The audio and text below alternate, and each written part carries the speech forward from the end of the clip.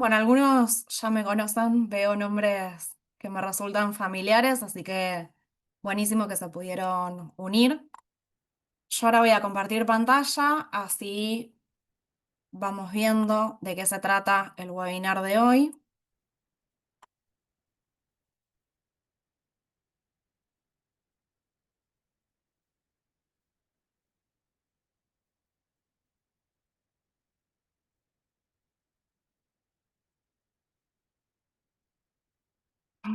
Hola Virginia, ¿cómo estás?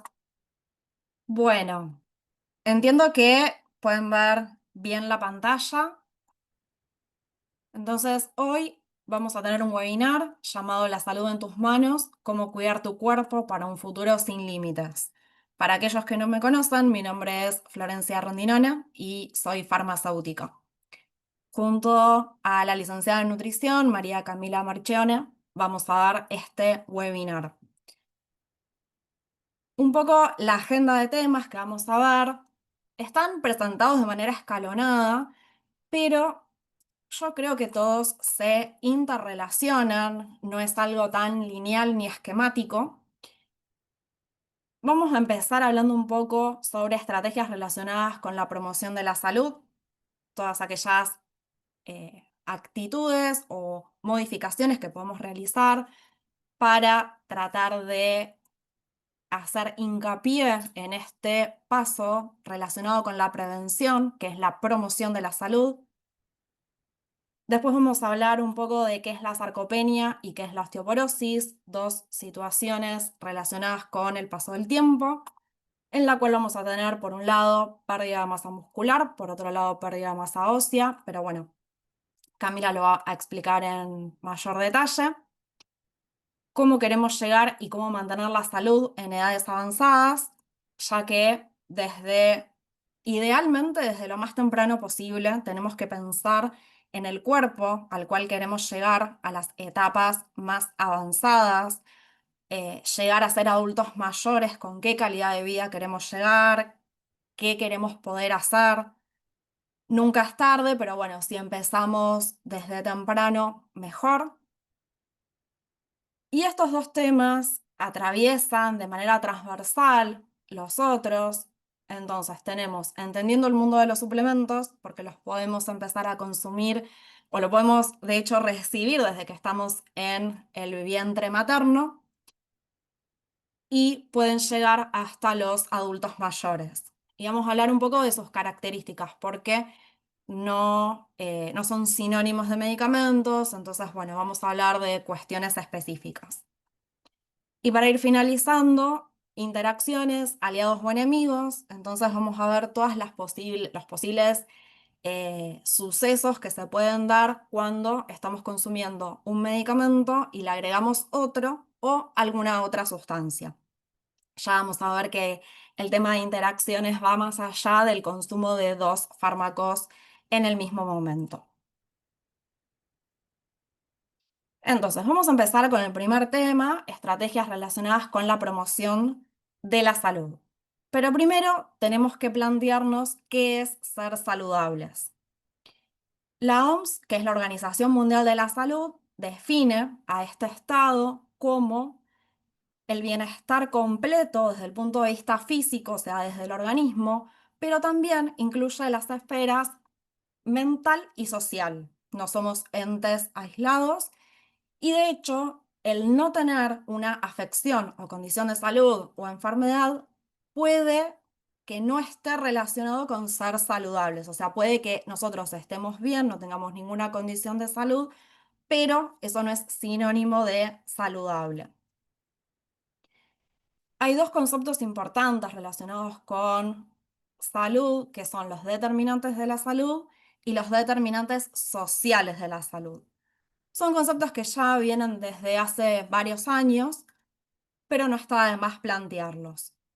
Los determinantes de la salud son esas circunstancias que pueden afectar la salud de las personas y se van a dividir en diferentes opciones. Por ejemplo, tenemos el medio ambiente, va a haber ciertas sustancias, algunos tóxicos, que son capaces de influir, en el caso de un tóxico, de manera negativa en nuestra salud. Los estilos y hábitos de vida, que puede ser, por ejemplo, ya lo vamos a ver en algunas diapositivas más adelante, pero podría ser tabaquismo, una mala alimentación. El sistema sanitario lo podríamos ver desde diferentes aspectos, pero bueno, no solamente el acceso al mismo, sino, siempre digo lo mismo, puede ir más allá de, y a veces que una persona tenga garantizado su tratamiento, no siempre va a ser sinónimo de que ese tratamiento lo haga como lo tiene que hacer. Entonces, es un poco más abarcativo. Y la biología humana. No somos todos iguales, tenemos nuestras diferencias. Esas diferencias están en el interior, entonces puede que tengamos una composición distinta, esa composición distinta nos haga más susceptible a padecer de enfermedades o también genere una respuesta diferente al consumo de un medicamento. Es bastante amplio. Y después tenemos los determinantes sociales de la salud. Esto ya es un poco más abarcativo. Circunstancias en que las personas nacen, crecen, viven, trabajan y envejecen, incluido el sistema de salud. Como les comenté anteriormente, no somos entes aislados, estamos en un mundo que nos rodea con sus complejidades, con sus beneficios. Y en este caso tenemos dos niveles, uno estructural e intermedio, es como es la clasificación, esto está también muy ligado a la Organización Mundial de la Salud. El nivel estructural lo relaciona más con organizaciones o a un nivel más macro, o sea, ciertas decisiones en el lugar donde vivimos, políticas sanitarias. En cambio, el nivel intermedio más desde el punto de vista del individuo, entonces va a tener en cuenta lo que vimos recién, aspectos, por ejemplo, de la biología humana. Ahora bien, hay ciertas circunstancias que se están dando no solamente a nivel país, sino también a nivel mundial. El envejecimiento poblacional es una circunstancia que vino para quedarse. Cada vez vivimos más tiempo, por eso es importante tratar de tener una calidad de vida acorde. No es lo mismo llegar a edades muy avanzadas y con una mala calidad de vida que si podemos llegar de una mejor manera. Este envejecimiento poblacional no es que esté relacionado, pero por otro lado, hay una inversión en las pirámides poblacionales en donde la natalidad cada vez es menor, entonces tenemos menos nacimientos y una mayor cantidad de adultos mayores. Esta circunstancia, sumado a la presencia de enfermedades crónicas no transmisibles, que son esas enfermedades, como lo dice la palabra, crónicas que se sostienen en el tiempo, no transmisibles porque no contagian, sobre todo desde el punto de vista metabólico, que van a ser dislipemia, obesidad, hipertensión y diabetes. Las personas, bueno, van a estar muy relacionadas a estas enfermedades, no solamente con el envejecimiento poblacional, porque a medida que van pasando los años son mayores las probabilidades de que tengamos alguna de esas enfermedades, sino también que ciertos estilos, lo que se conoce como más occidentales, en donde hay sedentarismo, tabaquismo, consumo de alimentos que no son saludables, aumentan el riesgo de que aparezcan estas condiciones de salud. Y por otro lado, tenemos la parte de números, toda la parte de estadísticas, en las cuales hay una gran cantidad de enfermedades crónicas no transmisibles y estas enfermedades también se llevan algunos indicadores, tienen un impacto en la calidad de vida y también un impacto a nivel económico, en los gastos para el sistema de salud, en los años de vida perdidos por discapacidad, en ciertos indicadores. Todo esto hace que debamos tener una actitud de salud proactiva. ¿Qué quiere decir esto? Que podemos tratar de incorporar ciertas herramientas que apunten a los factores de riesgo, tratar de reducirlos y de esta manera poder llegar con, siempre vamos a hablar sobre lo mismo, con una mejor calidad de vida a etapas posteriores. Tenemos diferentes niveles de prevención cuando hablamos de salud. La promoción de la salud iría acá, antes de la prevención primaria. Con la promoción de salud lo que vamos a tratar es de evitar que aparezcan los factores de riesgo. Ya vamos a ver qué son factores de riesgo. Después tenemos la prevención primaria. En la prevención primaria lo que queremos hacer es evitar que aparezca una enfermedad. Por ejemplo, podríamos hacer charlas de educación sanitaria para educar a la población. Muchas veces no es una falta de, o no es una mala intención o un no querer, sino que es una falta de conocimiento sobre el tema. En la prevención secundaria lo que queremos hacer es detectar la enfermedad y para eso necesitamos que sea precoz tanto el diagnóstico, porque significa que confirmamos esa enfermedad, pero también una vez que la confirmamos necesitamos tratarla. Entonces, esas dos circunstancias tienen que suceder de manera rápida o lo antes posible. Y por último, en la prevención terciaria ya tenemos la enfermedad y lo que queremos es evitar o impedir que progrese, que aparezcan las complicaciones. Un ejemplo sería la rehabilitación física. Entonces, hace un ratito les comenté sobre los factores de riesgo. ¿Qué son los factores de riesgo? Cualquier circunstancia capaz de aumentar la probabilidad de presentar una enfermedad o una condición de salud desfavorable. Entonces, factores de riesgo tenemos varios. Uno va a ser el tabaquismo, es la adicción a la nicotina que está presente en el cigarrillo, pero el problema no es solo la nicotina presente, sino también la generación de más de 7.000 sustancias que son nocivas para el organismo como producto de combustión de esos cigarrillos. Acá algunas cifras, en Argentina son la causa de muerte de 40.000 personas al año, lo cual es bastante. ¿Y cuáles son las consecuencias de este hábito? Varios tipos de cáncer, enfermedades cardiovasculares, enfermedades crónicas en el sistema reproductor o también para la piel, para la parte de la salud bucal. Entonces tiene muchas consecuencias. Lamentablemente, esas consecuencias no son solo para el que consume, sino también para un tercero que se lo denomina como fumador pasivo. Es aquella persona que no consume por sus propios medios el cigarrillo, sino que inhala el humo generado por un tercero. Y también puede tener estas mismas consecuencias en la salud. Más que nada, las consecuencias en el fumador pasivo van a estar desde el punto de vista respiratorio. Ahora bien, sedentarismo, que a veces es difícil, ¿no? Cuando uno está en la vorágine del día a día, incorporar este hábito, eh, ir al gimnasio o hacer ciertas actitudes. ¿Qué es el sedentarismo? Es tener un estilo de vida inactivo y no hacer actividad física.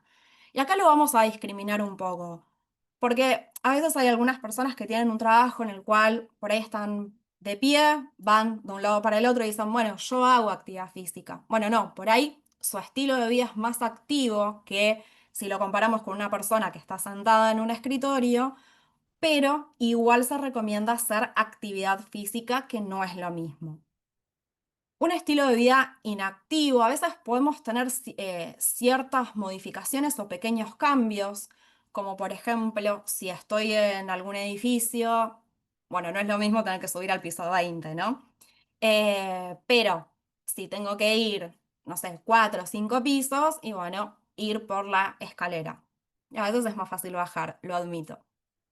Y bueno, actividad física, ahí lo que vamos a necesitar es la parte, idealmente, combinar un ejercicio más de tipo aeróbico con algún ejercicio de fuerza. ¿Cuáles son las consecuencias del sedentarismo? La aparición de enfermedades crónicas no transmisibles, osteoporosis y caídas. A veces primero se fractura el hueso y eso, porque la osteoporosis está relacionada con las fracturas y eso genera que la persona se caiga. Aumento de depresión y ansiedad, muchas veces después de ir al gimnasio, de entrenar, nos sentimos como con más vitalidad, más contentos, entonces tiene su aspecto positivo. Otro factor de riesgo sería la mala alimentación. A nivel global, dietas o una alimentación inadecuada es responsable de una gran cantidad de muertes, como podemos ver en la presentación, aproximadamente 3,48 millones en el caso de el género masculino y 4,47 en el caso del género femenino. Esta mala alimentación tenemos que ver dos aspectos. Por un lado, un exceso de y por otro lado, un defecto de. Se va a caracterizar por un exceso de grasas saturadas, carbohidratos simples y una falta de fibra alimentaria, vitaminas, minerales, grasas saludables, que son las que conocemos con uno de los nombres que es omega, que eso se basa en un tipo de denominación por su estructura química. Después tenemos el estrés y el cansancio, que son dos circunstancias que para mí están bastante interconectadas. ¿Cuáles son las consecuencias de dormir poco? Cuando uno no descansa lo suficiente, tiene un peor rendimiento cognitivo, o sea, nos cuesta más pensar, nos sentimos cansados, con fatiga, que no, parecería que nos cuesta el doble hacer todo.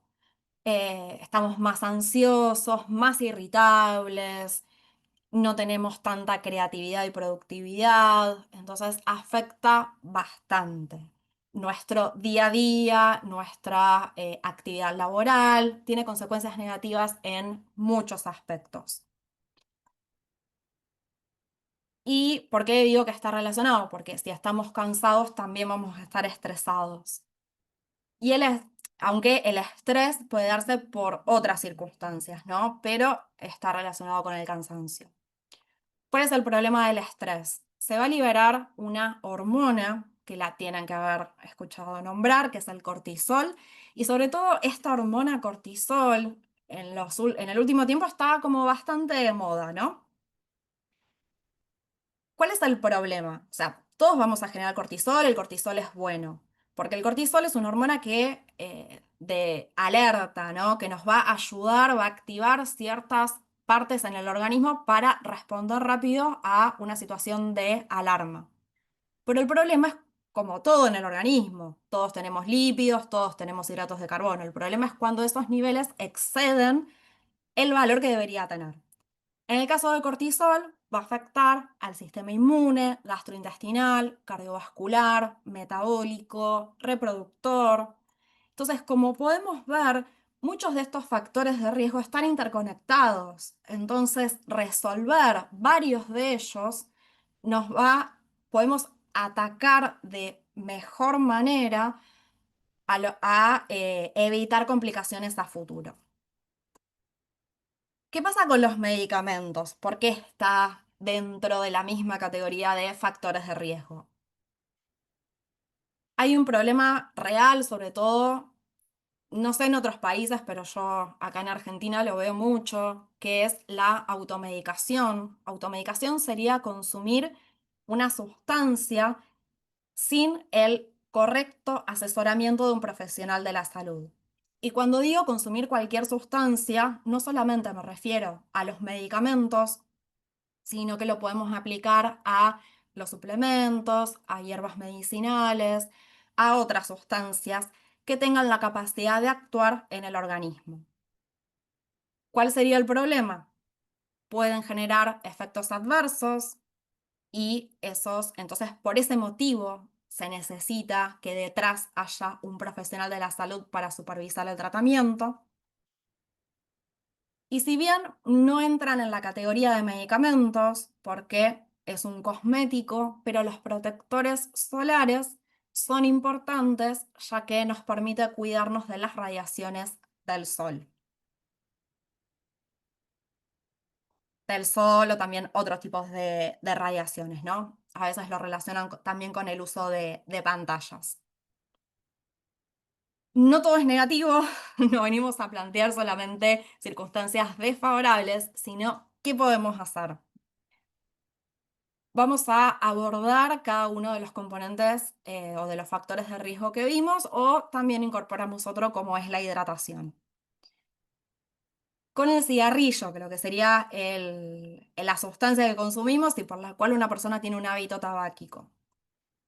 En ese caso, bueno, no fumar, que es lo más simple no sé si lo más simple, pero lo más obvio. Y en la persona que fuma, poder desarrollar estrategias para que abandone ese hábito, como puede ser el consumo de ciertos medicamentos, aunque también tenemos una combinación entre el uso de medicación y ciertas terapias que apuntan más a lo cognitivo-conductual para tener éxito en el tratamiento. Muchas veces depende de la persona. En su momento había un libro que estaba muy de moda, que la mayoría de las personas que lo leían abandonaban. Pero bueno, la realidad es que no siempre puede extrapolarse o se puede aplicar a todos. En cuanto a la alimentación, idealmente, bueno, la experta es Camila, pero idealmente tiene que estar variada, consultar con un profesional, como en el caso de ella, ante restricciones, ante ciertos motivos que impidan que una persona consuma cierto alimento. Si la persona hace actividad física, yo siempre digo lo mismo, el que hace actividad física debería ir con un licenciado en nutrición para que le ordene la alimentación, de qué forma, qué alimentos tiene que consumir, en qué momento, cuál es el objetivo de esa actividad física. Y bueno, ellos son los expertos en elaborar estos planes alimentarios. O también si tienen alguna patología, por ejemplo, un paciente con diabetes, en el cual tiene que reducir la cantidad de hidratos de carbono que consume y esos hidratos de carbono también van a tener que ser con ciertas características. En cuanto a la parte de hidratación, idealmente con agua o con bebidas isotónicas. ¿Qué pasa si no nos hidratamos de manera adecuada? El paciente o nosotros podemos sufrir de deshidratación y esta circunstancia va a afectar más a los extremos. Siempre los extremos son los más afectados, que son los niños y los adultos mayores. En cuanto a la actividad física, va a depender de la edad o de las dificultades físicas de la persona.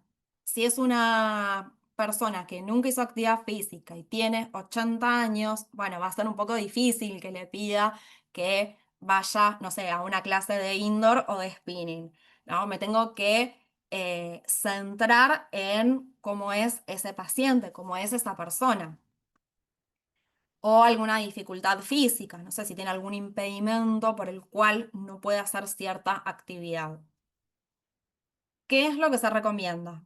150 minutos de una actividad aeróbica moderada a la semana o 75 minutos de actividad aeróbica vigorosa.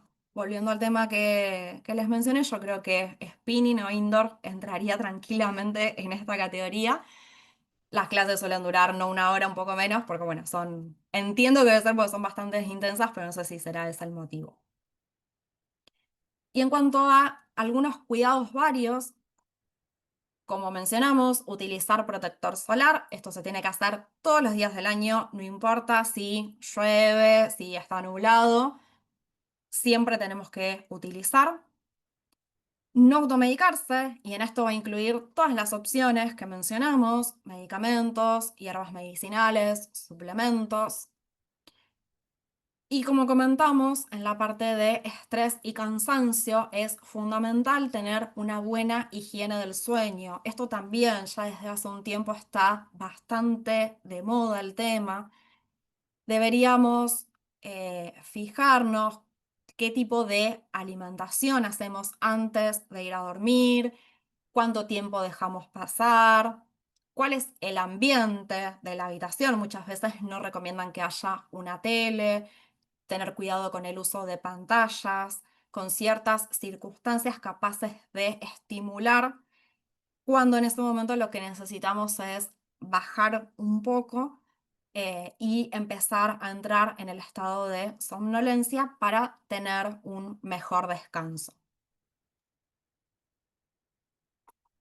Bueno, ahora dejo de compartir y los dejo con Camila.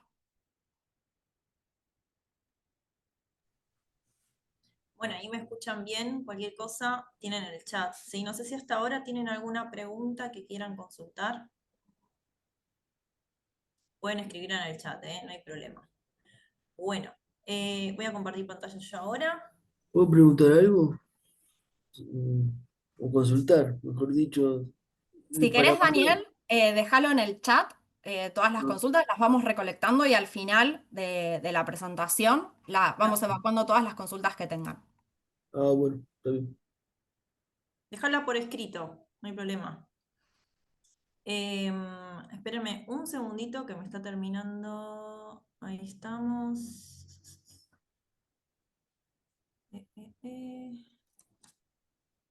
Bien, ahí vamos.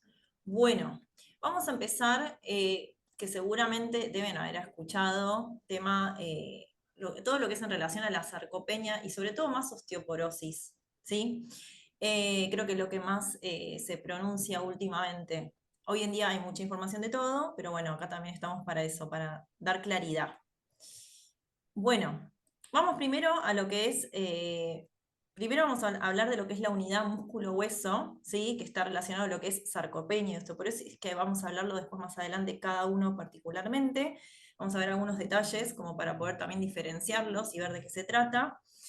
Lo que es unidad músculo-hueso está compuesto, como dice ahí, tanto del tejido muscular como del tejido óseo, ¿sí? Del músculo y del hueso, ¿sí? ¿Qué pasa?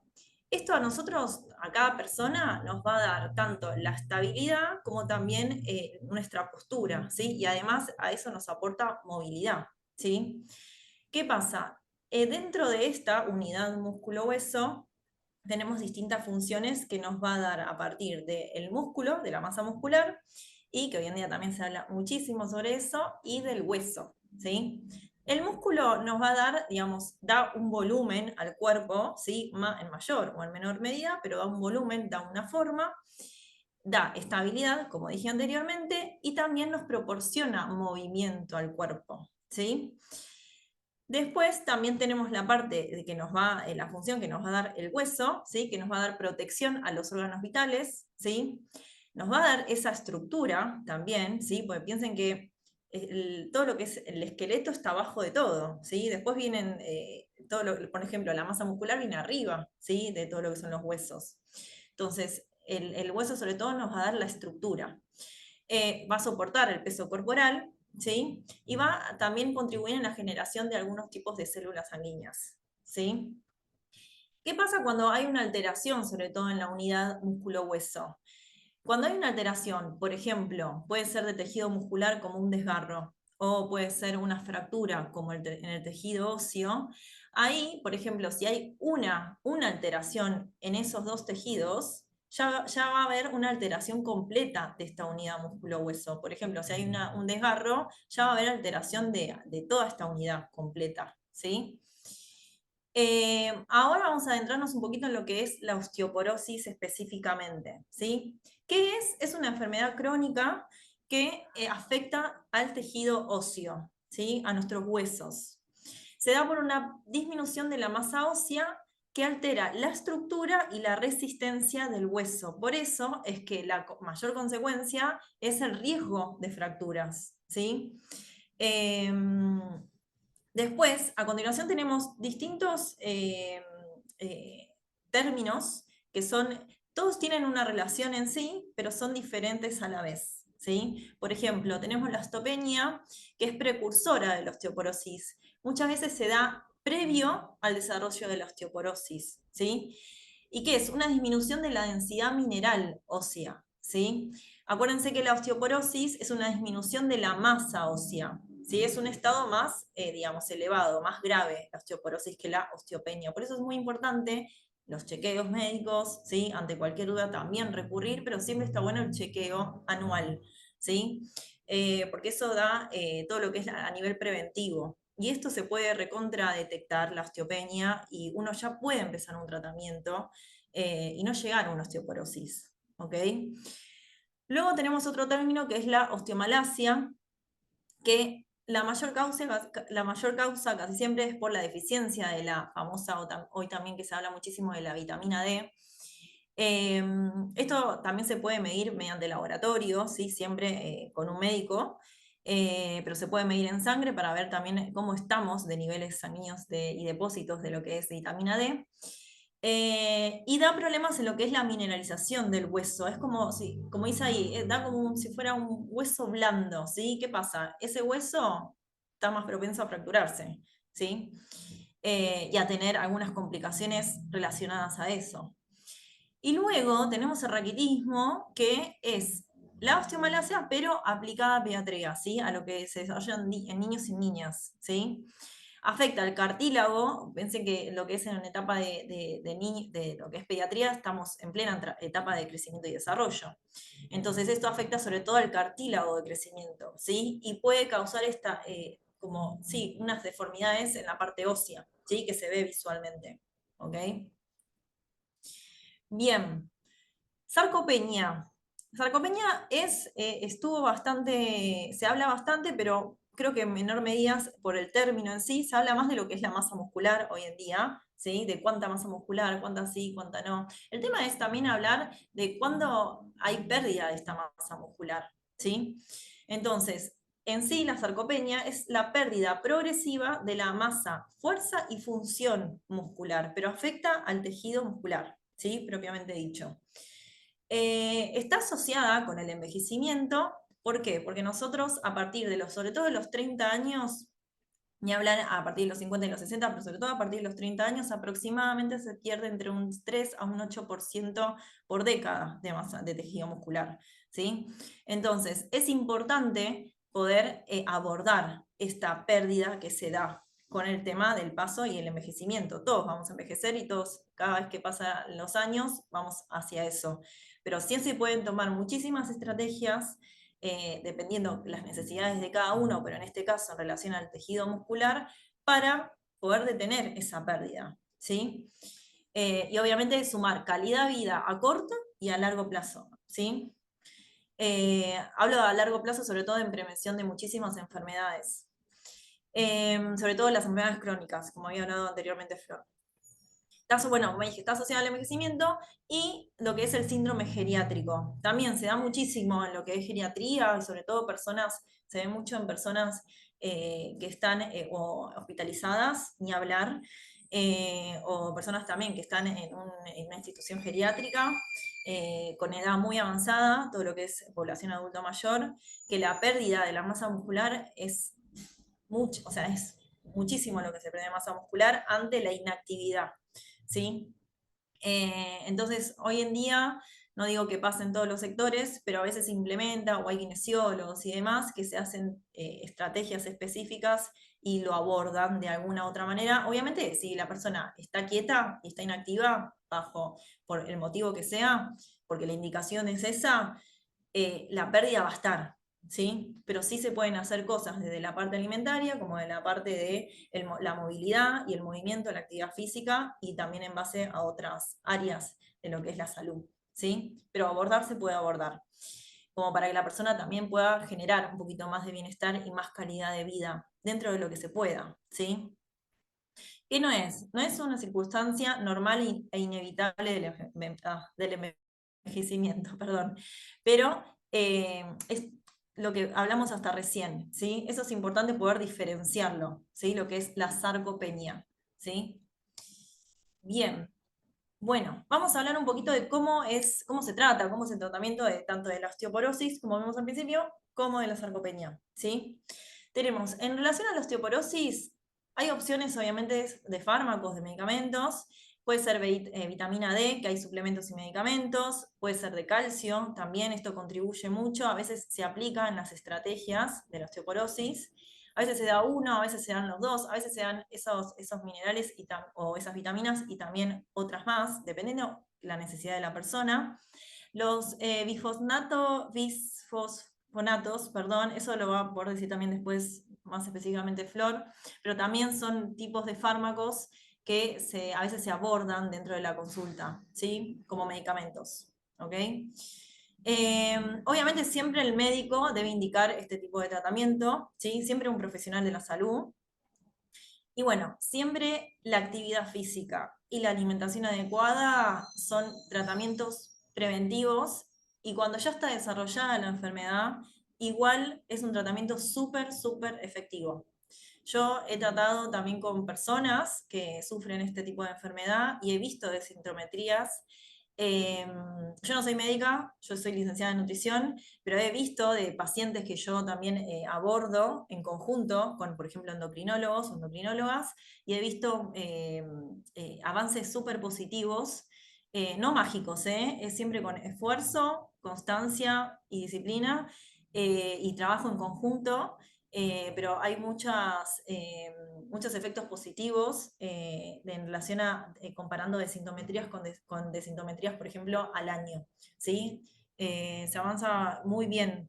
Pero bueno, eso siempre es dentro de lo que se puede, obviamente dentro de las estrategias que se pueden utilizar y obviamente de la persona en sí, ¿no? Digamos, el paciente o la paciente. Bien. Vamos a la sarcopenia, de cómo es el tratamiento, ¿sí? Tenemos actividad física, va a contribuir positivamente en lo que es aumentar la masa muscular. ¿Por qué? Porque la actividad física, nosotros necesitamos, el músculo necesita un estímulo para crecer y desarrollarse, ¿sí? Obviamente que uno solo con la actividad física hace algo, pero después necesitamos el resto. Necesitamos la alimentación, necesitamos la hidratación, necesitamos un buen descanso profundo, ¿sí? El músculo crece en el sueño profundo, bajo los otros estímulos, ¿sí? No es que hay un factor solo que es mágico y resuelve. No, siempre es un conjunto con constancia a largo plazo, ¿sí? Y esto siempre adecuarlo a cada persona, ¿sí? Y a las necesidades de cada persona, ¿sí? Siempre adaptar, siempre contexto ante todo. Y al momento no hay medicamentos, pero hay líneas terapéuticas en estudios que se están estudiando, ¿sí? Bajo estudios científicos, para poder abordar este tipo de condición, ¿sí? Bien. Bueno, ¿cómo queremos llegar y cómo mantener la salud en edades avanzadas? Tenemos, en relación al envejecimiento poblacional, ¿sí? Tenemos en lo que es en el año 2020, las personas mayores a partir de los 60 años superaron a los niños menores a 5 años. ¿Sí? Esto también tiene relación a lo que hablaba Flor al principio de la clase. ¿Sí? Esto es a nivel, como dice acá abajo, global. Después tenemos que esperamos para el año 2025 y 2050, ¿sí? Que las personas mayores a 80 años, o sea, van a haber muchísimas más personas de más de 80 años, ¿sí? O sea, se va a triplicar la cantidad de personas, o sea, vamos a vivir más años y va a haber más cantidad de gente, ¿sí? Más cantidad de adultos mayores. Va a crecer mucho esa etapa etaria, ¿sí?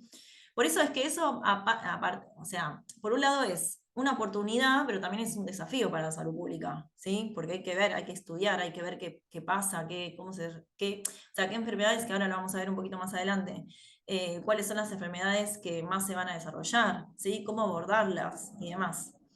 Y las personas mayores a 60 años pasarán del 12% al 22%, también va todo en aumento, ¿sí?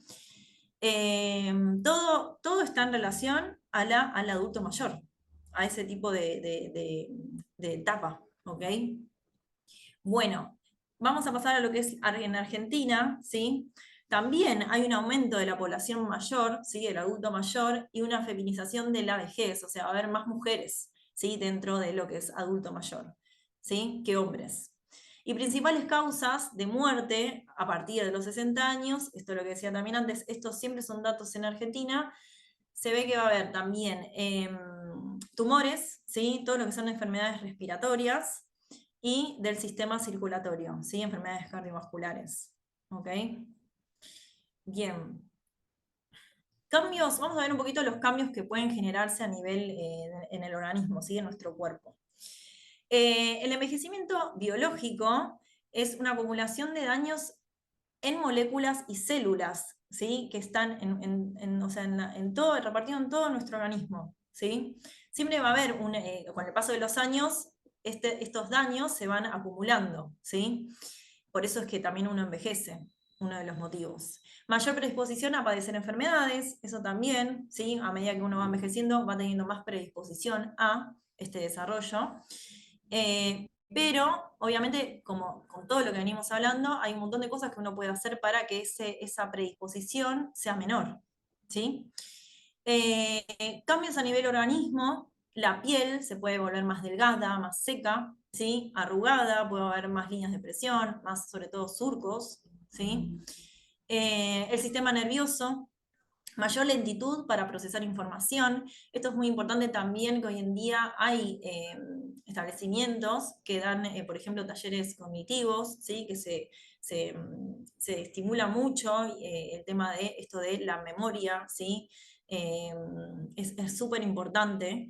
Y hay bastante aceptación y bastante bueno, aceptación de este tipo de franja etaria, digamos, del adulto mayor, a este tipo de actividades, ¿sí? Porque siempre se hace de forma grupal y el adulto mayor tiende también a estar más solo y esto lo estimula muchísimo en un montón de aspectos. Es muy bueno. Y bueno, en la parte de los sentidos, bueno, en la parte visual pueden estar más predisposición a lo que es cataratas, pérdida de la audición, es muy común también, ¿sí? Aspectos psicosociales y de salud mental. Bueno, como dije antes, sobre todo de salud mental, como acabé de decir, el tema de, bueno, tienden a quedarse solos, ¿sí? Bueno, puede aparecer tema de lo que es demencia, pero sobre todo la depresión es muy común, muy común. Por eso estos grupos estimulan mucho, ¿sí? Esto de lo social, ¿ok? Bueno, cambios psicosociales, modificación de roles, puede haber también pérdida de seres queridos, que eso también contribuye a esto de la depresión, ¿sí? O enfermedades de la salud mental, ¿ok? Bueno, vamos a pasar un poquito dentro de esta franja también. ¿Qué es perdón, qué es la menopausia? ¿Sí? Que la menopausia también se puede, o sea, es una condición que se da a partir, obviamente, entre los 45 y 55 años en las mujeres, ¿sí? Como dice ahí, es el fin de la menstruación mensual. O sea, hay un cese de lo que es la función ovárica, ¿sí? Porque hay una disminución de algunos tipos de hormonas sexuales femeninas, como los estrógenos y las progesteronas, ¿sí? También deben haber escuchado hablar de la perimenopausia, que es el periodo anterior al desarrollo de la menopausia, ¿sí? La menopausia es que ya no hay, no hay ciclo menstrual durante un año, y la perimenopausia es previa, ¿sí? Puede haber algunos ciclos, pero más salpicados. Obviamente esto es bajo diagnóstico médico y ginecológico, ¿sí? No es que uno dice, bueno, no sé, no menstruo hace un año, listo, estoy menopáusica. No, esto siempre médico, ¿sí? Siempre consulta. Bueno, los factores relacionados, obviamente siempre está el antecedente, ¿sí? Familiar, el factor genético, ¿sí? Está ligado a eso. El estado de salud es muy importante, ¿sí? No es lo mismo una persona que está en estado de menopausia con osteoporosis, por ejemplo, que una persona que está en un estado de menopausia o con alguna enfermedad crónica, puede ser diabetes, cáncer y demás, ¿sí? Siempre contexto, ¿ok? Y los factores genéticos o estilo de vida, ¿sí? El estilo de vida es esto, siempre que repetimos, la alimentación, ¿sí? Los hábitos, si hace actividad física, ¿sí? Hay efectos muy positivos en lo que es la actividad física de fuerza. Cuando digo de fuerza, no quiere decir que la persona tiene que ir a levantar 100 kilos, ¿sí? No, siempre es progresivo y uno puede hacer ejercicio de fuerza con su propio peso corporal, ¿sí? Pero ahí hay mucho estímulo a nivel muscular y contribuye a este aumento de masa muscular. ¿Sí? En este periodo de menopausia se puede aumentar masa muscular. Yo lo veo, ¿sí? En mediciones de antropometría, por ejemplo, que es un análisis de la composición corporal donde uno puede ver músculo y grasa diferenciados. Bien, síntomas, ¿sí? Bueno, los famosos sofocos o sudores nocturnos son muy comunes.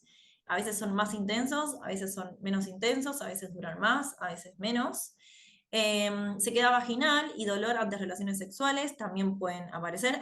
O sea, el dolor de las relaciones sexuales casi siempre viene relacionado a la sequedad vaginal, ¿sí? Problemas para dormir también, porque como vimos antes, los sofocos o sudores nocturnos casi siempre terminan despertando a la persona y obviamente eso afecta al sueño, ¿sí? Al descanso y al descanso sobre todo reparador, ¿sí? Y el sueño termina siendo súper liviano. Cambios en el estado de ánimo, ¿sí? Eso también, todo lo que dije anteriormente contribuye al estado de ánimo y a cómo está la persona, ¿sí? Eso está íntimamente relacionado, ¿ok? Bien, vamos a ver un poco la relación con la osteoporosis, en la etapa de envejecimiento, y con la relación con la sarcopenia, ¿sí? Con las dos condiciones que vimos al principio que empecé a hablar. Tenemos la relación con la osteoporosis, el envejecimiento, hay pérdida de la masa y densidad ósea, ¿sí? Plenamente de lo que es el desarrollo de la osteoporosis. Obviamente esto va a dar a huesos más frágiles y mayor riesgo de fracturas. Obviamente dentro de una condición de osteoporosis, y comienzo es a partir, sobre todo como dije anteriormente, es a partir de los 30 años donde se acelera, sobre todo más en las mujeres, luego de la menopausia, ¿sí? Esta pérdida de la densidad y más, o sea, de la masa y la densidad ósea, ¿sí? Por la causa, sobre todo, de la disminución de los estrógenos, de estas hormonas, ¿ok? Bien, modificaciones específicas. Tenemos, sobre todo, esto se puede ver también en lo que es de sintometría. La columna vertebral, discos pierden el líquido, ¿sí? Los discos que forman la columna vertebral, pierden líquido y como si adelgazaran, pierden como su grosor, ¿sí? ¿Y qué pasa? Ante la curva también se genera más, o sea, se comprimen y eso puede dar hasta más dolor, ¿sí? Bueno, los pies, arcos pueden ser un poquito menos pronunciados y esto como que da esta apariencia más larga de los huesos, como huesos más largos. Pero esto está también relacionado a la masa muscular, ¿sí? De esto de la pérdida de la masa muscular también da que por ejemplo, no sé, el brazo, la pierna, esté más larga, ¿sí? Con menos volumen en total, más allá, obviamente se debe mucho a la pérdida de masa muscular y también a la masa grasa, ¿eh? Muchas veces se dan las dos cosas a la vez. Se ve mucho eso. La relación con la sarcopenia, bueno, relacionado al envejecimiento, tenemos obviamente que partimos de la sarcopenia, pérdida de la masa muscular, ¿sí? Y eso también da a que haya mayor fragilidad a nivel tejido óseo, ¿sí? Y mayor riesgo de fracturas, porque está más expuesto de alguna manera el hueso, ¿sí? Acuérdense que el músculo está arriba del hueso y también ejerce un tipo de protección, ¿ok? Con respecto a este. Cada tejido del cuerpo cumple una función, ¿sí? Varias funciones en sí, pero para algo está, ¿ok? Comienza a partir de los 30 años, ¿ok? Esto es lo que decía, sobre todo de la masa muscular, coincide totalmente con el tejido óseo, ¿sí? Y obviamente que es hasta que uno muere, ¿sí? Sigue durante toda la vida. Esta pérdida sigue toda la vida, ¿sí? Por eso siempre lo importante es la continuidad y la constancia que uno tiene con lo que uno hace en relación, por ejemplo, a favorecer el tejido muscular, ¿sí? La constancia es la clave. Modificaciones específicas, depósitos de lipofuscina, ¿sí? Que es como se llama un residuo del envejecimiento que se va acumulando en las células, ¿sí? Y eso también puede causar una disfunción celular, o sea, va como que altera la función celular en sí. Y también puede haber depósito de grasa intramuscular. Una cosa es, cuando digo intramuscular, es adentro del tejido muscular, no por fuera, ¿sí? Una cosa es la grasa subcutánea, que uno se agarra, ¿sí? Cuando uno agarra así, yo me estoy agarrando grasa, y abajo está la masa muscular. Y otra cosa es la grasa que está metida dentro del músculo. ¿Vieron como, por ejemplo, un corte de carne, que hay cortes magros, ¿sí? Como puede ser, no sé, el lomo, que uno corta y no ve tanta grasa interna? En cambio, en un corte más grasoso, uno corta y puede ver veteado de blanco. Bueno, esa es la grasa intramuscular, ¿sí? Y eso, en esta etapa de envejecimiento, aumenta, ¿sí? Y eso también va a afectar a la función muscular, ¿ok? Hay disminución de la cantidad y tamaño de fibras musculares, como dije anteriormente, y obviamente los músculos se ven menos tonificados y con menor capacidad de contracción, ¿sí? Eso va obviamente a afectar la capacidad de contraer esos músculos, ¿sí? Y eso a la vez va a afectar a la movilidad, ¿sí? Disminución gradual del tejido muscular, ¿sí? Bien, bueno, ¿qué hacemos? Después de todo esto, ¿qué hacemos? Siempre hay algo que uno puede hacer. Cuidados desde edades tempranas. Eso es muy, muy importante. ¿Sí? Cuando digo edades tempranas, esto lo ideal es desde que uno es pequeño, ¿sí? Desde la educación, desde el jardín. O sea, es muy importante que esto se pueda empezar a abordar también, no desde la obsesión, sino de cada, obviamente adaptado a cada etapa de la vida, pero siempre se puede favorecer positivamente a lo que es la alimentación saludable, ¿sí? La alimentación variada, ¿ok? Em, Todo lo que es la parte del movimiento también es muy importante. Como dice ahí, la alimentación saludable, la actividad física, son cosas, siempre digo, volver a las bases, ¿sí? No ir como a lo que uno quiere, la solución rápida, pues eso no existe, ¿sí? Siempre está pasa que lo que es la alimentación saludable, la actividad física, tiende a uno a incomodar más y genera un poco más de esfuerzo siempre que la solución mágica. Pero ahí está el punto, ¿sí? Ahí está la calidad de vida que uno se puede dar, ¿sí? Cuidado con los medicamentos, ¿sí? Siempre, nunca la automedicación. Esto aplica tanto para medicamentos como suplementos, ¿sí? No todo es para todo el mundo. Y todo lo que vean en redes y más, todo eso es generalidades. Siempre hay que adaptarlo a uno y a las necesidades de uno. Es súper, súper importante. Y no fumar o intentar dejar, ¿sí? Todo lo que es perdón, tabáquico, eso también contribuye mucho a la calidad de vida, ¿sí? Y a esto de tener más vitalidad, ¿ok? Más bienestar, que es donde apuntamos siempre. Bueno, ahí voy a dejar de compartir pantalla. Va a seguir Flor.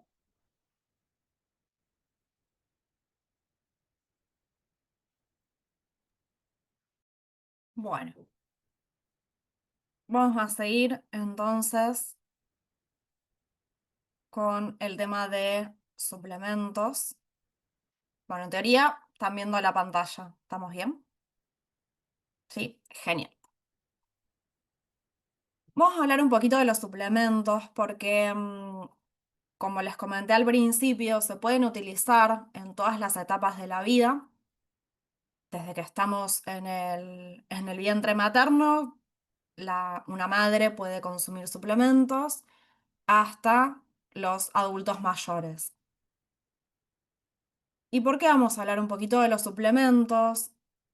Se confunden un poco y uno piensa que medicamentos es todo, entonces queremos hacer algunas distinciones al respecto.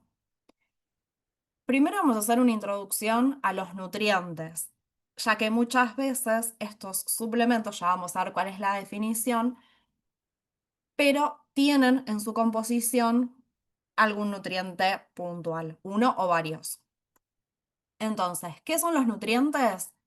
Van a ser aquellas sustancias que forman parte de los alimentos y son esenciales para las funciones fisiológicas, o sea, los necesitamos para que nuestro organismo pueda funcionar. ¿Pueda funcionar de qué manera? Algunos se van a utilizar para dar energía, otros puede ser que formen parte de estructuras. Y estos dos procesos, ya sea la generación de energía, creación, o también a veces necesitamos destruir ciertas estructuras, se van a llevar a cabo con ciertas reacciones metabólicas. y para ello necesitamos los nutrientes. Los podríamos clasificar dependiendo si el organismo los puede fabricar o no en esenciales y no esenciales. Entonces, los esenciales son los que el organismo no puede fabricar y si no lo puede hacer y los necesitamos, los debemos incorporar a través de una fuente externa. Y los no esenciales sí los podemos fabricar, entonces, en ese sentido, estaríamos bien. Tenemos otra clasificación que es en función a la cantidad de esos nutrientes que necesitamos. Cuando necesitamos una gran cantidad, hablamos de macronutrientes, hidratos de carbono, proteínas, grasas, y cuando necesitamos una cantidad más pequeña, son los micronutrientes, y en ese caso serían vitaminas y minerales. Habiendo realizado esta introducción, ya vamos con la definición de suplementos, que los suplementos son productos para incrementar la ingesta dietaria habitual, o sea, queremos aumentar la cantidad de cierto nutriente, suplementando la incorporación de nutrientes y u otros ingredientes. Es decir, que no solamente vamos a tener los componentes que acabamos de ver, sino que podemos tener otros. ¿Para qué los consumiría una persona? Cuando hay una carencia de nutrientes, no, por algún motivo no llega a cubrir la cantidad que necesita, o una necesidad dietaria no satisfecha o tal vez es mayor. Nos encontramos en cierta circunstancia, en cierto momento de nuestra vida, en donde necesitamos una mayor cantidad de nutrientes. Entonces, ¿qué van a tener específicamente? Una combinación de aminoácidos, proteínas, lípidos, carbohidratos, perdón, probióticos, vitaminas, minerales, fibras y otros ingredientes. Y también se le pueden sumar hierbas medicinales. Entonces a veces tenemos que tener cuidado cuando leemos el envase a ver qué dice que es. ¿Cuáles son las diferencias respecto a los medicamentos? ¿Por qué decimos que los suplementos no son medicamentos? El suplemento es para una persona sana o en su mayor medida. ¿A qué se refiere con una persona sana en realidad? No busca tratar, diagnosticar, curar o prevenir una enfermedad, que eso sería la definición de un medicamento.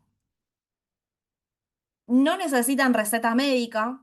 ¿Por qué? Porque no tienen condición de expendio. O sea, no es que son de venta libre, sino que no tienen condición de expendio.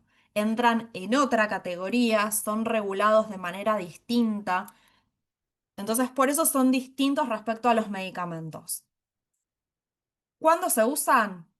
Para complementar una dieta no variada o completa, o sea, por algún motivo no se está ingiriendo cierto ingrediente y necesitamos, como les comenté recién, incorporarlo de manera externa.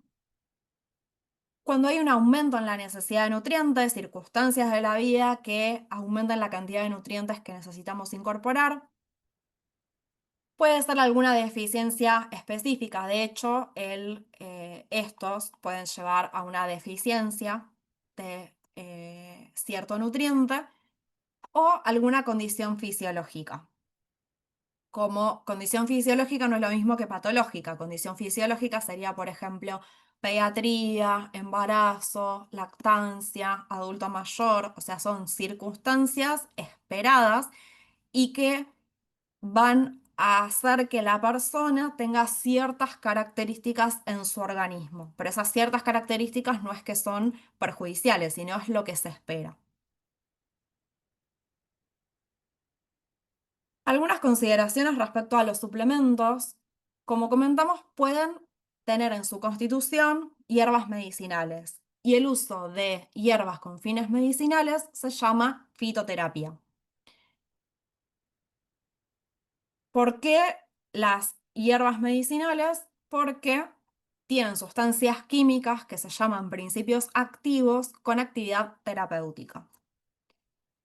Y acá, no sé si llamarlo paréntesis, más que nada una alerta que no pensemos que al consumir una sustancia natural, llámese algún suplemento que puede ser con algún nutriente, con alguna vitamina, con algún mineral o con alguna hierba medicinal, no pensemos que porque es natural no tiene riesgos, sino que los riesgos siempre van a estar y, como dijo Camila, no todos los productos son para todas las personas.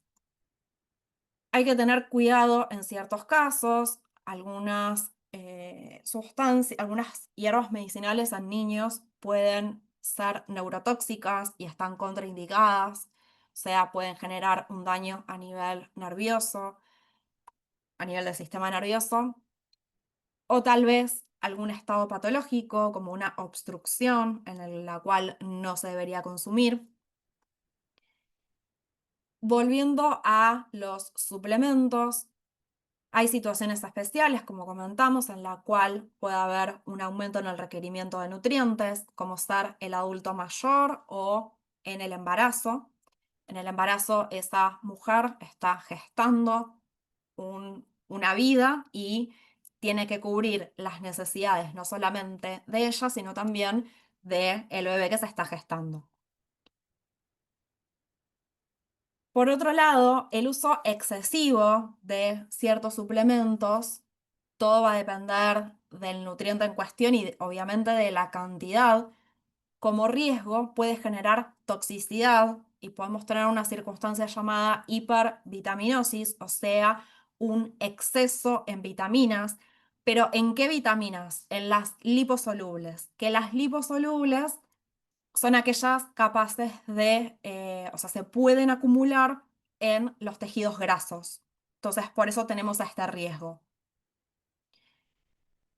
Otro ejemplo sería un exceso de hierro, puede generar náuseas, vómitos y daño de órganos. El hierro en realidad en suplementos no tenemos tanta variedad, o sea, hierro solo, tal vez sí lo tenemos asociado a otros componentes. También es cierto que para hacer un suplemento la cantidad suele ser mucho menor si la comparamos con un medicamento. Y más que nada riesgos de exceso de hierro tal vez lo relacionamos más con el consumo de medicamentos, como les comentaba, porque la cantidad es mayor.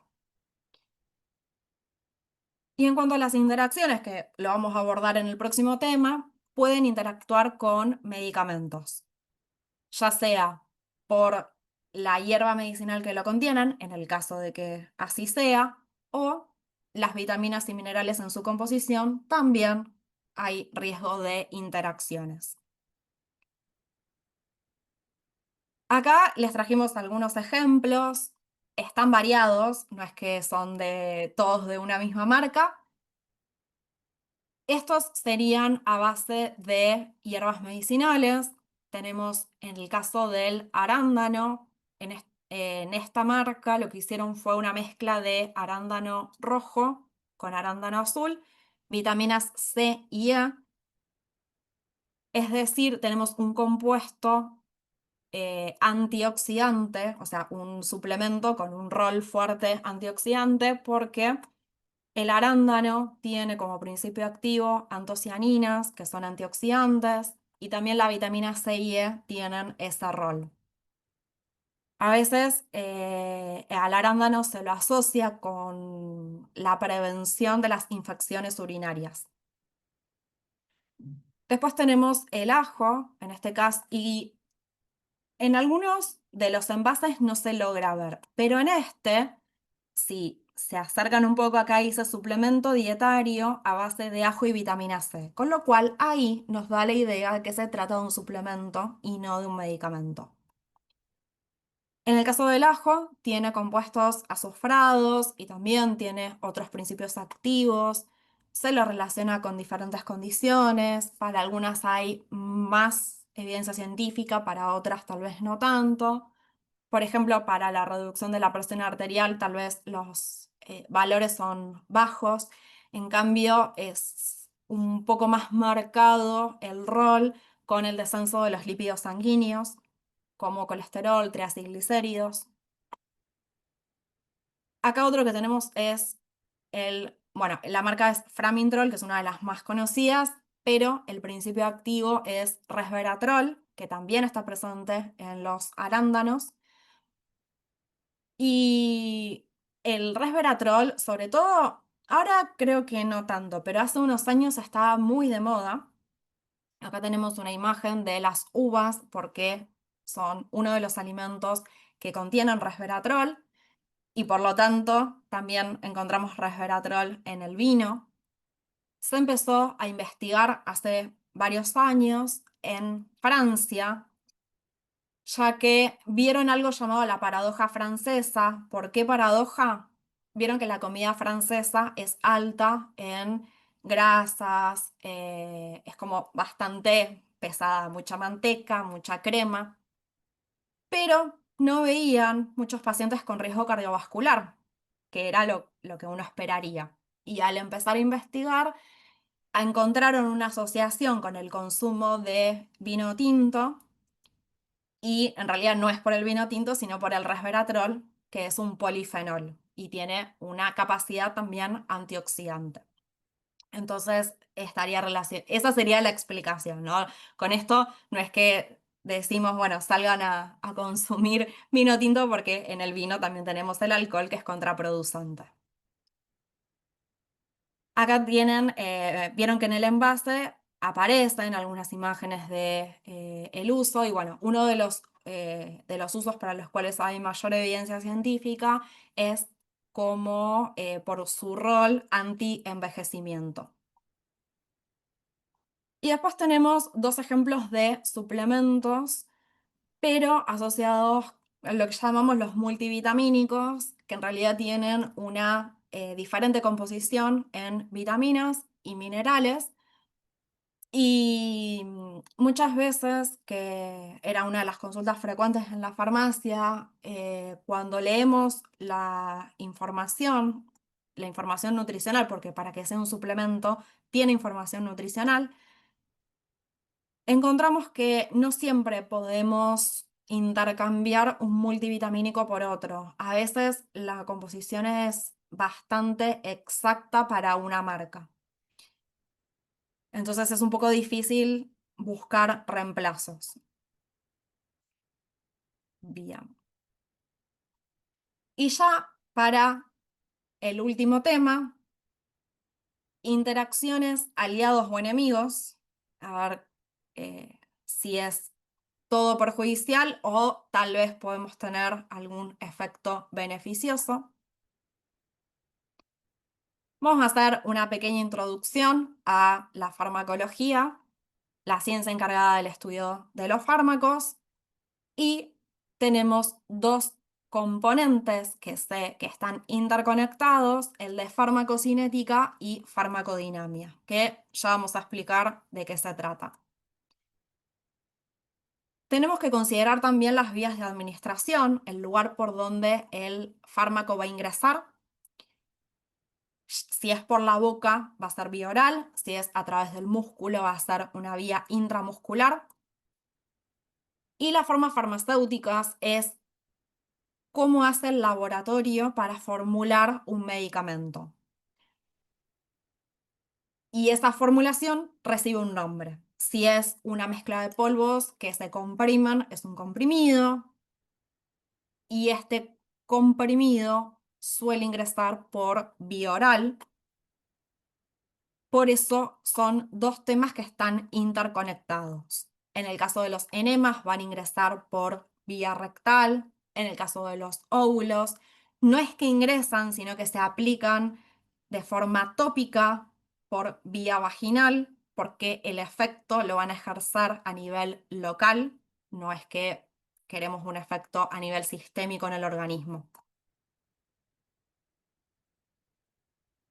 Entonces, ¿qué sería la farmacocinética y la farmacodinamia?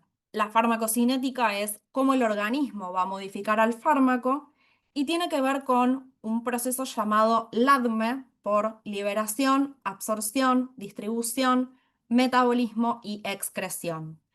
Liberación sería para las formas farmacéuticas sólidas que ingresan por vía oral, por ejemplo, un comprimido, una cápsula, tenemos que ir rompiéndolo en partes más pequeñas que se van disolviendo con los líquidos para acceder al fármaco, porque pensemos que un comprimido no es solamente, no sé, 75 miligramos de diclofenac, tenemos otros componentes.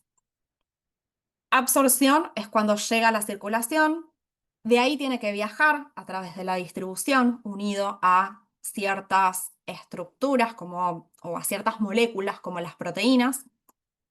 El metabolismo, que sería el cambio en su estructura química con la finalidad o de volverlo activo para algunos fármacos o de eliminarlo, y la excreción, que sería la eliminación a través de diferentes vías, en las cuales las más importantes son a través de la orina, o sea, a través de los riñones, a través de la materia fecal, a través de la leche materna. Por eso las mujeres que están en etapa, que están lactando, no pueden consumir todos los medicamentos. Por otro lado, la farmacodinamia es el efecto generado en el organismo por el fármaco, o sea, es el motivo por el cual estamos consumiendo un medicamento. Y para poder ejercer ese efecto, se va a unir a estructuras y va a modificarlas. Entonces, por ejemplo, se puede unir una enzima e inhibirla, como sucede con los IECAS, inhibidores de la enzima convertidora de angiotensina, por ejemplo, el enalapril.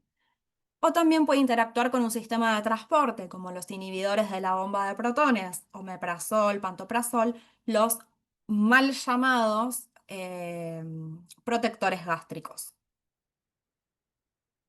Y esa interacción que sucede entre el fármaco con un receptor o con alguna molécula va a resultar en un agonismo cuando se estimula cierta actividad, o en un antagonismo, que sería queremos inhibir esa situación. Los fármacos no van a crear a crear funciones que el organismo no genere, o por lo menos por el momento. ¿Y cuál es la relación? ¿Por qué hacemos esta introducción y por qué estaría relacionado con las interacciones? Porque las interacciones van a suceder a nivel farmacocinético y o farmacodinámico para los diferentes escenarios, que son los que vamos a plantear a continuación.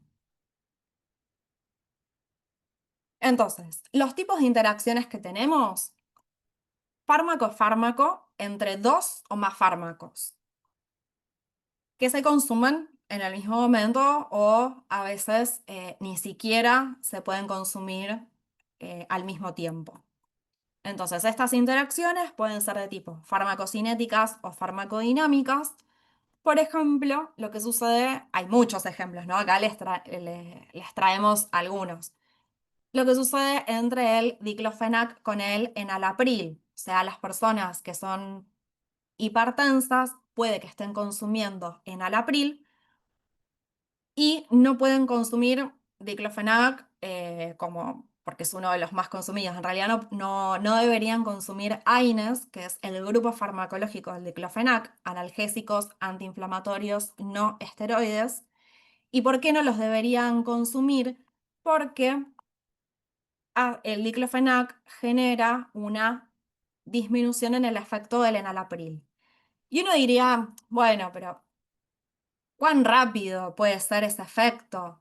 Bueno, créanme que es lo suficientemente rápido como para que solamente con 1 o 2 días de tratamiento el paciente tenga una alteración en sus valores de presión arterial. Después, la otra opción sucede con las interacciones fármaco-alimento, que suceden al consumir un fármaco y un alimento. Lo mismo, pueden ser de tipo farmacocinéticas o farmacodinámicas, o sea, si se afectan este proceso llamado LADME o tiene un rol con el efecto. Uno de los ejemplos más característicos y que tal vez los que están, en el caso que estén en salud, lo hayan escuchado, es el que sucede entre el jugo de pomelo con muchos medicamentos. El jugo de pomelo lo que hace es interactuar con una enzima. Hay un grupo de enzimas que tenemos en el organismo, que son las del citocromo, que es una gran familia de enzimas, y específicamente el 3A4, y se encargan de metabolizar una gran cantidad de medicamentos. Entonces, no se deberían administrar de manera conjunta.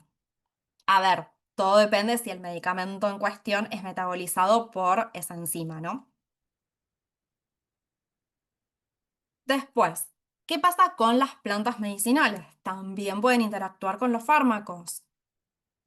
El mismo tipo de interacción, y uno de los casos es el que sucede entre el hipérico o la hierba de San Juan, Hipericum perforatum, con la fluoxetina. En este caso es una interacción de tipo farmacodinámico. La fluoxetina es un inhibidor, un inhibidor selectivo de la recaptación de serotonina, y acá lo que tenemos es un aumento en el efecto. A veces una forma, yo siempre le digo lo mismo, una forma clara de ver las interacciones es, sobre todo las interacciones que son farmacodinámicas, es ver de esas dos sustancias cuál es el efecto que generan. Vamos a suponer, si estoy consumiendo una sustancia que tiene un efecto estimulante y estoy consumiendo un fármaco con un efecto depresor, ahí, ¿qué señal le doy al organismo? Una señal contradictoria. Por un lado lo estimulo y por otro lado lo estoy sedando. Entonces, bueno, o caso contrario, estoy dando dos sustancias que actúan en el mismo nivel. Bueno, ahí también puedo tener una interacción que sea perjudicial.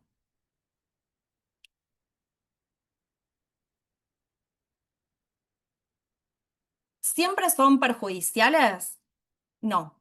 A veces buscamos las interacciones como una estrategia para poder tratar una condición. De hecho, ustedes van a ver que la industria farmacéutica a veces lo utiliza y crea una combinación de diferentes fármacos.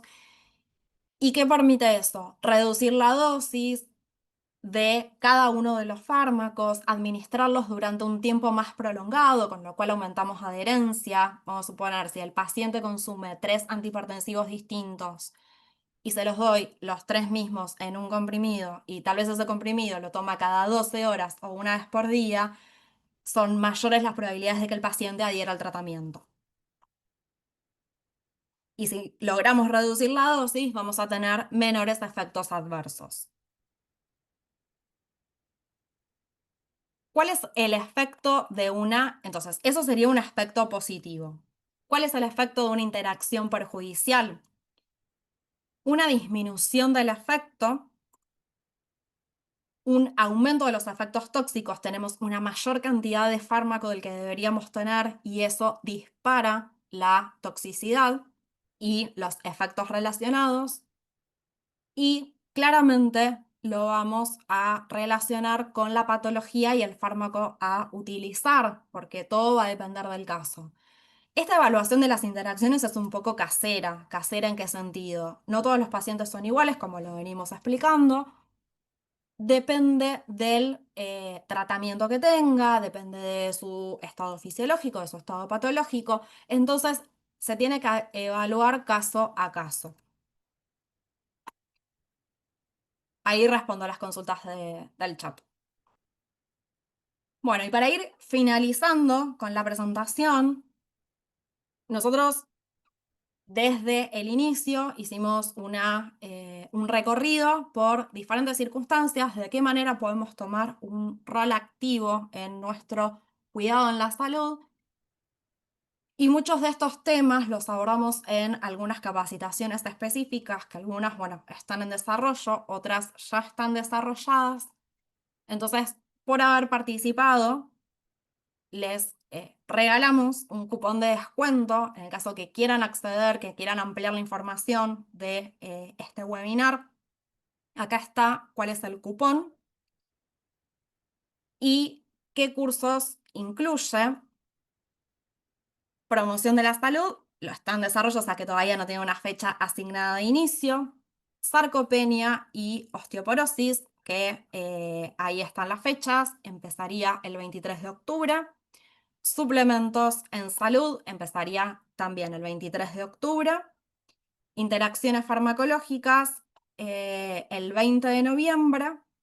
Y cuidados a tener en cuenta en la última etapa de la vida, que suena un poco a cuidados paliativos, pero en realidad apunta al adulto mayor, que empezaría el 25 de noviembre. ¿Cómo aplicarlo? Ingresando a la página de la UTN, la parte de e-learning, eligen la oferta académica de interés. En el caso que todavía no tengan una sesión, crean una cuenta y si no, inician. Tildan la casilla tengo un cupón de descuento, pegan el código y después continuar con el proceso de pago y finalizar. Y ahora sí, muchas gracias por haber participado y bueno, ya ahí respondo las consultas que fueron haciendo en el chat. Bueno, dejo de compartir. Ahí está.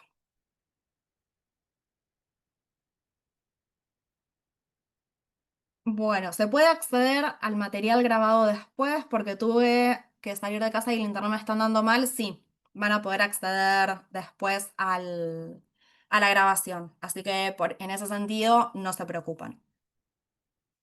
Bueno, hasta ahora la consulta que hicieron, que entiendo que era qué se puede hacer para bajar de peso 10 kilos, apunta a Camila.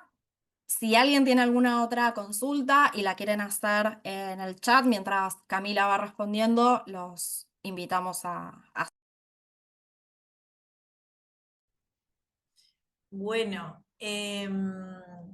esa consulta lo que tiene, que tiene varias particularidades. ¿Por qué? Porque yo no sé nada de la persona que quiere bajar esa cantidad. Primero, ¿por qué quiere bajar esa cantidad de kilos? ¿Sí? Segundo, tengo que conocer muchas cosas como para decir, y eso siempre se aborda en un Sí, espacio una privado. pregunta que había hecho yo, ¿Cómo? porque el médico me dijo que tenía que bajar 10 kilos. Entonces, Bueno, bueno, pero eso puede ser posible, puede ser una opción, sí. Siempre eso, yo lo que te aconsejo desde mi el año lado, pasado bajé 5 y bueno, después quedé en 10 y quedé ahí. y bueno, pero para poder retomar, yo lo que te aconsejo es hacer una consulta nutricional, porque va a ser bien contextualizado lo que vos necesitas, ¿sí? Eso siempre acordate de abordarlo en una consulta tuya, privada, ¿ok? Porque también hay que tener en cuenta muchos factores, ¿sí? No solo el bajar de peso, ¿sí? Hay que tener en cuenta, no sé, tus gustos, ¿sí? Si tenés alguna patología de base, muchas cosas. Si haces algún tipo de actividad física, ¿ok? ¿Cómo te sentís? Son muchas variables que hay que tener en cuenta, ¿sí? Como para que vos puedas tener sobre todo un plan de alimentación, ¿sí? Un plan de acción sobre todo para más adelante y que lo puedas implementar, Ok. ¿sí? Muy bien. ¿Tienen alguna otra duda que quieran preguntar? Ahí está, tenía el micrófono silenciado. El resto, algo que quieran preguntar, algo que no haya quedado claro, alguna inquietud sobre lo que fuimos hablando, que tal vez se les despertó y quieran Es inte- evacuar. Lo que sí me interesó mucho de lo que estuvieron hablando fue el tema de un curso que hice hace un tiempo en las jornadas que teníamos de enfermería de salud mental. Y hablaban, en una de las partes, hablaban sobre la bulimia y anorexia, por ejemplo. Algo que está relacionado, bulimia, anorexia y automedicación. Y bueno, uno de los problemas que tiene Argentina es que la gente se automedica. Sí, Y está eso hay que relacionado eso también con la salud mental. claro que sí. Porque según el momento que esté pasando la persona, a mí un psiquiatra de ahí, en el hospital de clínica, me dijo, una de las cosas que me comentó ahí cuando estaba en las jornadas de una de las materias que teníamos, que era psiquiatría.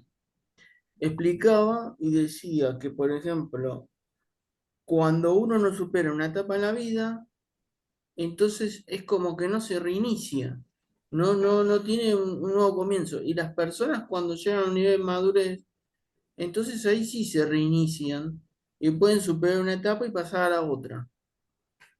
Y eso también está relacionado con la automedicación, cómo las personas se sienten. También algo muy importante que dijeron, que fue que está muy relacionado con la salud mental, que es el ser humano social, la relación que tiene con el entorno, porque hay momentos que como que si uno no se da cuenta de que también no tiene una buena comunicación con los demás, es como que hay una parte de ahí que no se desarrolla, como que queda rota esa parte en la persona, o que la persona queda aislada. Entonces eso queda adentro y eso también afecta a la salud, Claro, sí, la salud es un todo, no es solo lo físico, es lo mental también, es lo que vimos al principio.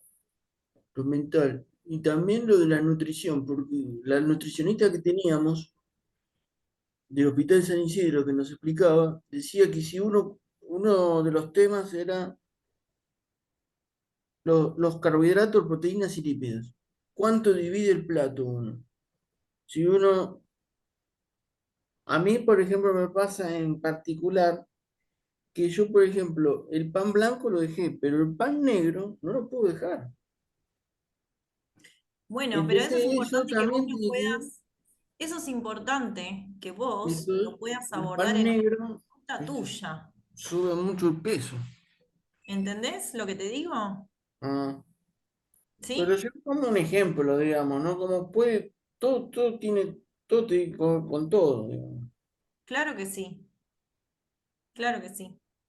Bueno, muchas gracias por los mensajes. No sé, hay algunas dudas Sí, más. ahí fui respondiendo, bueno, de Para pacientes Agustina. No, lo del curso de interacciones medicamentosas se abarca mucho más de lo hablado aquí, sí, porque, bueno, hay toda unidad para, perdón, toda una unidad para hablar de farmacología, entonces hablamos bien en detalle de los procesos farmacocinéticos, de la farmacodinamia, y después abordamos cada una de las interacciones. Interacción fármaco-fármaco, desde el punto de vista farmacocinético y farmacodinámico, explicando todos los procesos farmacocinéticos del consumo entre dos fármacos, también las interacción fármaco-alimento, con ejemplos específicos de alimentos. Nosotros vimos algún caso jugo de pomelo nada más. En la de plantas medicinales lo mismo, y después hay otra unidad en donde se ven las interferencias con pruebas de laboratorio, que eso no es que sea una interacción, sino que el consumo de ciertos fármacos puede alterar el resultado de cierto análisis. Para complementar la información, en las clases sincrónicas se explican herramientas para abordar las interacciones y bueno, algunos temas extra como lo que sería estabilidad y también algunas herramientas para ver la estabilidad de los fármacos.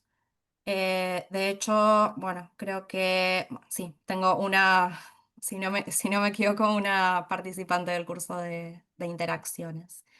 Después, con respecto a lo de si después pueden acceder, sí, eso ya lo había respondido. Después van a poder acceder a la grabación. Para pacientes adolescentes entre 3 y 15 años que presenten estado de fatiga o cansancio, se le puede recomendar vitaminas, porque como está en etapa de crecimiento, puede que sea normal. Hay muchos padres que se acercan a la farmacia y preguntan. Bueno, en ese caso, un poco también lo que estuvo hablando Camila, ¿no? Habría que hacer una evaluación de la alimentación que está recibiendo ese paciente, porque los suplementos ayudan, pero hay que ver si lo podemos solucionar desde otro lado. No sé, Si querés agregar algo más, Camila. No, es que es por ahí. Siempre la alimentación, es como dije en su momento, es volver a las bases. Hay que evaluar alimentación, actividad física, sueño, hidratación, ¿sí? Los hábitos básicos que necesita el cuerpo para poder desarrollarse, para poder, es esto, ver de dónde viene ese cansancio, de dónde viene esa fatiga, ¿sí? Que se le está presentando o ella. Eh, Estás hablando igual, me parece que de forma genérica, pero hay que ver de dónde viene, ¿sí? Eh, por eso es importante siempre consultar, si no también se puede hacer un laboratorio para complementar y ver, pero siempre el abordaje no es desde un lado, desde algo que solucione, no siempre no es una cosa la que soluciona, ¿sí? Y después lo que hay que ver, que encima es una edad un poco complicada, porque puede que cuando uno se fija en las instrucciones del fabricante, tal vez para esa edad no está recomendado ese suplemento. Eso habría que evaluarlo, porque no siempre, tal vez es, en algunos casos, algunos suplementos son a partir de los 16 años, en otros dicen que los niños menores a 10 años no los pueden consumir. En otros no nos da esa información, entonces estamos como un poco a ciegas, no sabemos. A veces la única información con la cual contamos es lo que aparece en la página del laboratorio productor o en el envase del producto, porque no todos tienen lo que conocemos para los medicamentos como prospectos. Entonces, bueno, desde ese aspecto es un poco difícil y sobre todo siendo un paciente pediátrico, siempre si bien tiene 13 15 años, ya no es lo mismo que un niño de 4 años, pero siempre en un paciente pediátrico tenemos que tener precaución con lo que está consumiendo y como vimos, hay niños de esa edad que tal vez, no sé, tienen epilepsia y los anticonvulsivantes tienen un estrecho margen terapéutico, que es una característica en la cual la concentración terapéutica está muy cerca de la concentración tóxica, podrían tener alguna interacción con algún suplemento y terminar siendo perjudicial para la salud. A ver, con esto tampoco es cuestión de alarmarnos y pensar de que en el caso que ustedes consuman algún medicamento o algún familiar y empezar a ver interacciones por todos lados, ¿no? Es como les dije, es un riesgo, existe, está y lo tenemos que ir evaluando caso a caso. Sí, muchas gracias. Sí, yo estoy haciendo el curso con vos, es genial el curso, me sirvió un montón, lo pongo en práctica. Así que al que no lo hizo, le digo que lo haga porque está muy bueno. Y precisamente hoy, sí, El de interacciones. tiene farmacológica, sí, sí, sí. Me quiero anotar al de suplementos ahora porque ese me interesa también mucho. Ayuda mucho, yo trabajo en farmacia y la gente viene, bueno, los padres, por eso, porque me sorprende que los padres quieran solucionar también todo, como decía también la otra profesional, todo mágicamente. Y piensan por ahí que un chico de 12 14 necesita vitaminas porque lo ve cansado y por ahí está hasta tarde en la computadora, o sea, viste que los chicos tienen esas cosas. Pero bueno, como todos quieren, viste, dame un suplemento, dame esto. Entonces yo pregunto, porque la verdad que yo también le pregunto, como decís vos, ¿qué comer? O qué está comiendo, come bien, come mal, duerme.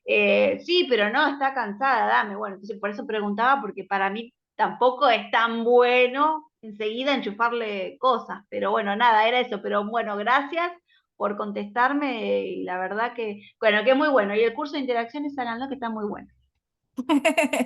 Bueno, muchas gracias.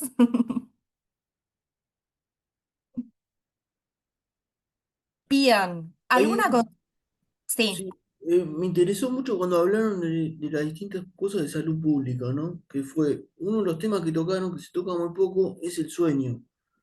Y, por ejemplo, ahí en el hospital italiano hay un lugar, hace un tiempo, cuando estaba en el tratamiento de mamá, eh, que tienen para hacer, es como hay una área nueva en la medicina, que es para tratar el sueño, que hablan del REM, RM, REM, que es cuando llega al nivel más, más avanzado del sueño, que es cuando uno empieza a soñar. Entonces el cerebro como que se restaura ahí.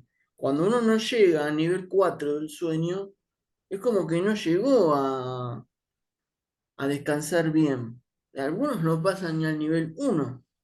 Claro, porque la etapa del sueño se divide en REM, no REM, que bueno, REM es por las siglas en inglés, que son los movimientos oculares rápidos o sin movimientos oculares rápidos, y la persona va cambiando entre una etapa y otra, y aproximadamente se estima que son 6 ciclos para lograr un descanso reparador. Entonces, esto que vos comentás es muy importante porque la persona, o sea, vieron que, no sé si alguna vez les pasó que uno por ahí se acuesta a dormir, se levanta, por ahí durmió 8 horas, pero se levanta como si recién se hubiese acostado. Bueno, muchas veces tiene que ver con eso, con la calidad del sueño que conseguimos.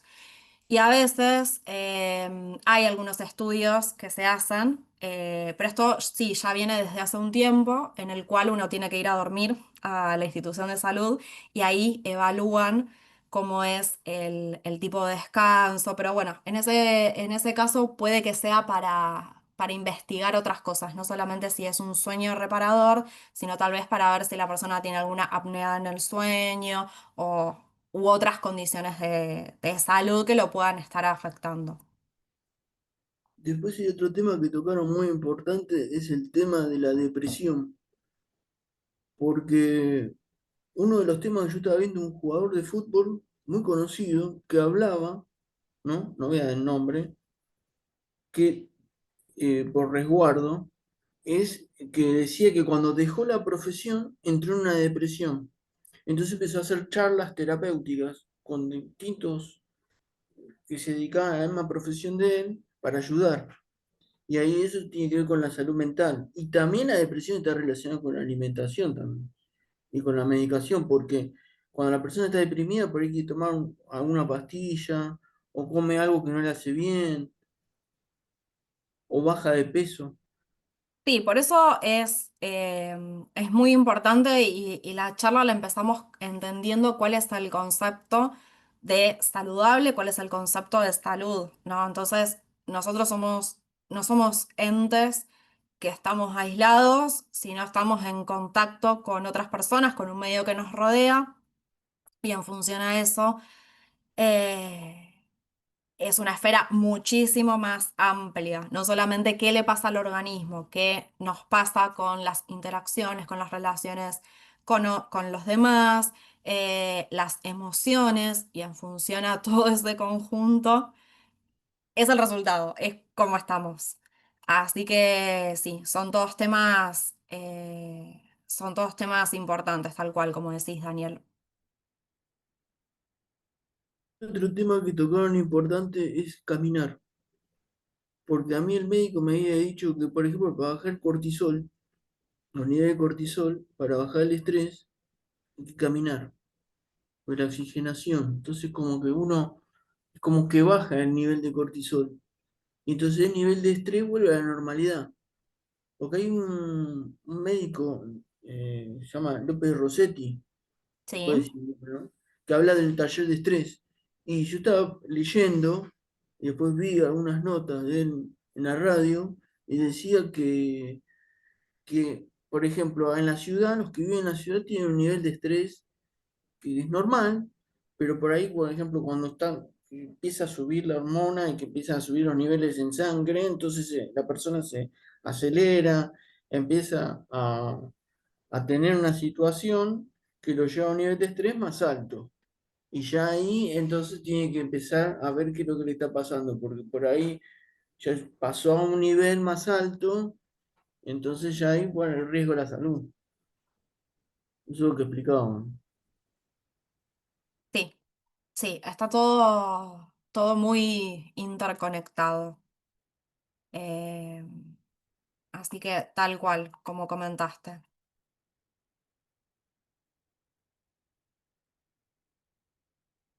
Bueno, creo que evacuamos todas las consultas que fueron haciendo. Bueno, algunos me tienen porque están en algún curso activo, así que cualquier consulta que me quieran realizar, la pueden evacuar por ese medio. No sé, Federico, si querés comentar algo más. No, bueno, solamente sumar ahí y reforzar lo que comentaban. La charla queda grabada, queda subida en el canal de YouTube del Centro de Learning. Creo que tengo el link a mano como para dejarles por ahí en el chat. Y con eso, bueno, sepan que a más tardar en la semana que viene, lo que es el lunes, probablemente ya esté subida para que podamos hacer todo el recorte y dejar un poco la descripción también de lo que fue el encuentro. Y también, bueno, están las vías de contacto probablemente de nuestro lado para poder hacer también después un contacto post charla, acercarles nuevamente la información que les compartíamos acá con la grabación. Y ahí nos han dejado todos sus correos para que podamos hacer ese contacto, que también lo va a tener Flor y Camila a disposición. Con lo cual, bueno, estamos ahí redondeando un poco 1 hora y media, un poquito más, y vamos cerrando el espacio. Muchas gracias a todos los que se sumaron, a los que ya se fueron, y obviamente a Cami, a Flor por haber brindado este espacio. Esperamos que puedan consultar en la página, como compartimos también los enlaces, cada uno de los cursos y también estar pendientes de los que quedan por salir. El de promoción para la salud era, ¿no? Ese es el único, sí, que todavía Perfecto. no está. Así que buenísimo. Estamos en contacto con todos ustedes. Que cierren bien la tarde. Muchas Bueno, gracias. muchas Chau, gracias. chau. Chao.